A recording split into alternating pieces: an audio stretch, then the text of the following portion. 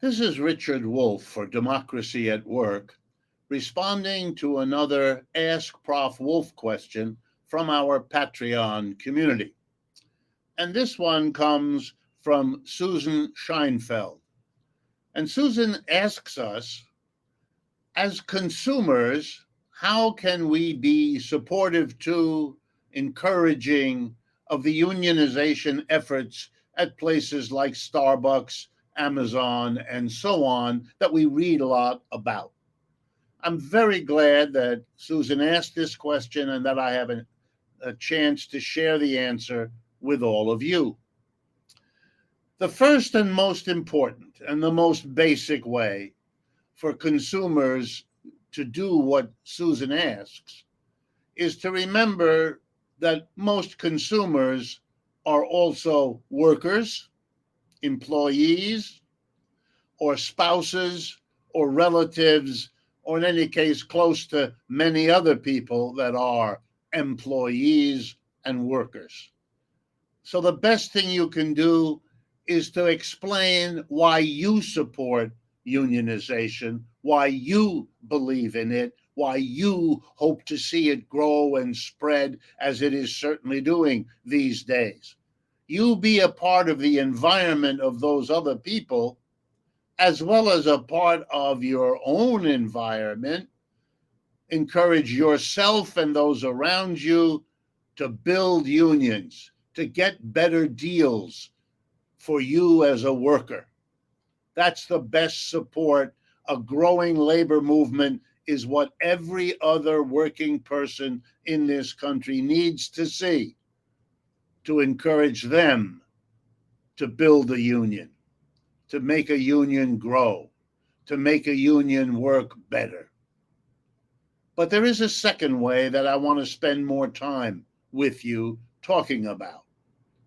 And this has to do with the history of unionization in the United States, a history which needs now to be changed.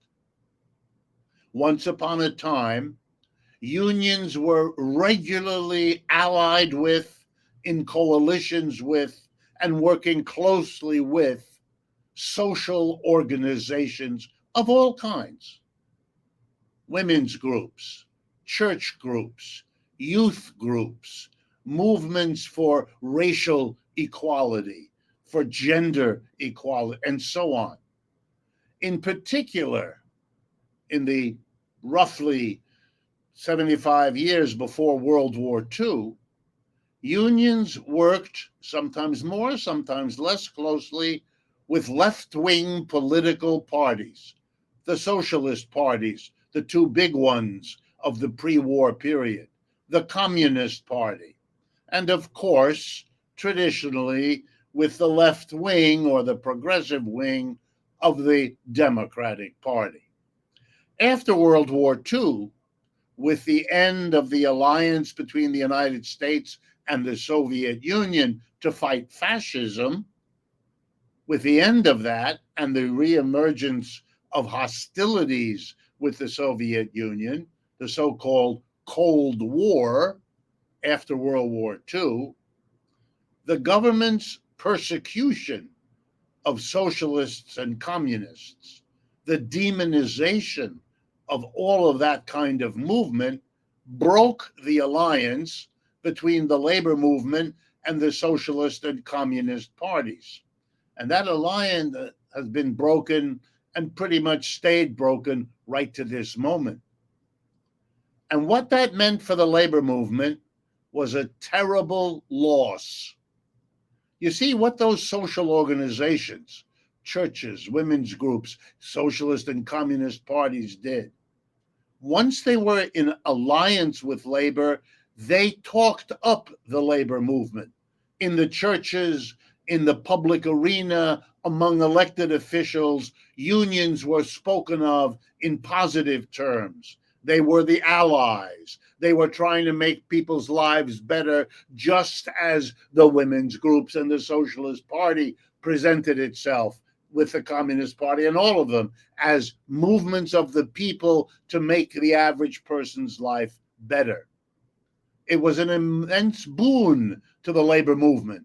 It meant that its allies out there in the community, in the schoolyard, in the church, in the neighborhood, in the political party were talking about unions in such a way that their members, when they went to work, would be pro-union, would be sympathetic, would listen to what a union organizer had to say.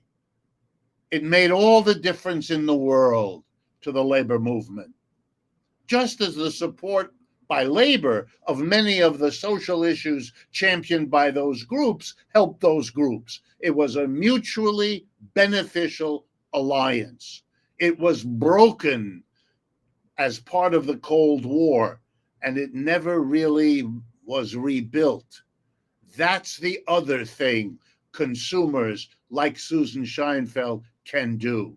Rebuild the alliance. If you're part of a social movement, make the overtures, build the bridges to the labor movement. Find those people in the labor movement who want to build the alliance from their side of the bridge. They're there more today than they have been for many decades. The old Cold Warriors have passed on in large numbers. Young people who didn't grow up in that Cold War atmosphere are much less liable to have the residue of it, which is a suspicion and a fear of connecting in this way that I'm describing.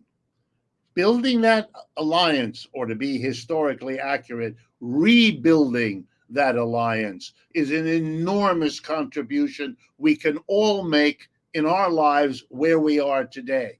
It will be the biggest support for unionization in our hands to achieve. If discussions like this strike you as valuable contributions to the national development of our society, that's why we make them, and we ask you to partner with us. Share these videos, friends, relatives, co-workers, people perhaps increasingly interested in the labor movement as it explodes around us with new organizing at every turn. Work with us, extend our reach. And of course, if you can help us with finances to pay for producing and distributing these, that would be appreciated enormously as well. Thank you.